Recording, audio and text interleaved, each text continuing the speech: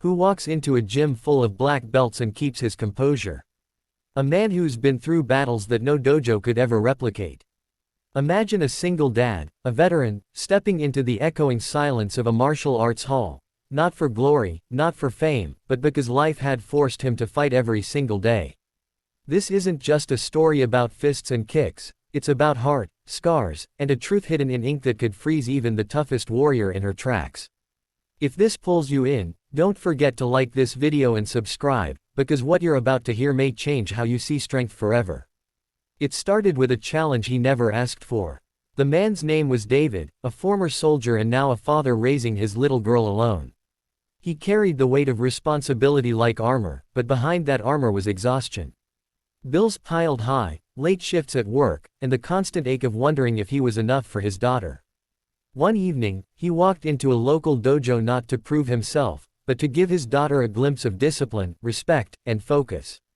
She had begged to learn martial arts, and he thought maybe she'd find strength there that she could carry into life. But the dojo wasn't like the others. Whispers traveled fast when David walked in. A veteran, tall, quiet, scarred by years most people couldn't imagine, attracted attention he didn't want. Before long, 12 black belts circled him, smirking, testing him, daring him to spar. He could have walked away. He had nothing to prove. But then he saw his daughter's wide eyes in the corner, watching, hoping her dad could stand tall against what seemed impossible. He knew this wasn't about ego, it was about showing her that courage wasn't about winning, but about standing. The first strikes came quick. They weren't pulling punches, but David's body remembered. Muscle memory, instinct, discipline honed from years in service, all of it awoke inside him like fire. One by one, he deflected, blocked, countered, not with brutality, but with precision. The dojo grew quiet except for the sound of breath and the slap of feet against the mat.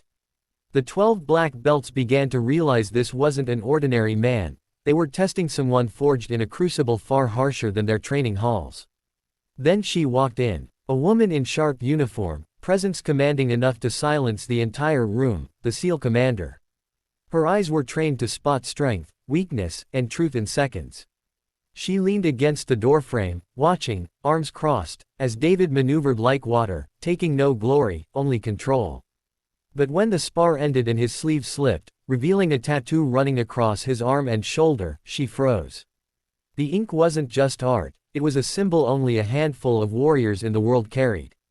A mark reserved for those who had fought in missions so deep they never made the news. Her breath caught because she knew that tattoo. She had served with the few who bore it. And to see it here, in a quiet dojo, on a man standing humbly beside his daughter, shook her. She approached him after the spar, her voice steady but filled with recognition. "Where did you earn that?" she asked softly. David's eyes lowered, his voice quiet. "Far from here. Long ago. I don't talk about it." His daughter clung to his side, proud and smiling, unaware of the weight that conversation carried.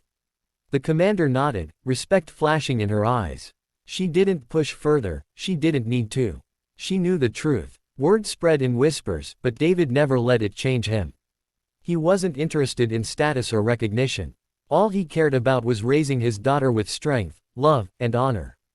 The black belts who had once doubted him now bowed deeper when he entered, not out of fear, but respect. The commander, who could have called him out, instead became a quiet ally, offering support for his daughter's training, guiding her with care and discipline, as if protecting a piece of his legacy. Yet the real fight was never in the dojo, it was at home, in the long nights when his daughter cried missing her mom, in the mornings when he pushed through fatigue to cook breakfast, in the sacrifices he made so she could smile. Every bruise, every scar, every whispered memory of the battlefield became fuel to keep going. And that's the message here. Strength isn't about how many opponents you can defeat. It isn't about tattoos or medals or black belts. Real strength is choosing to stand when life tries to knock you down. It's protecting the ones you love, even when you feel broken yourself. It's showing your child that no matter what the world throws at you, you will not quit.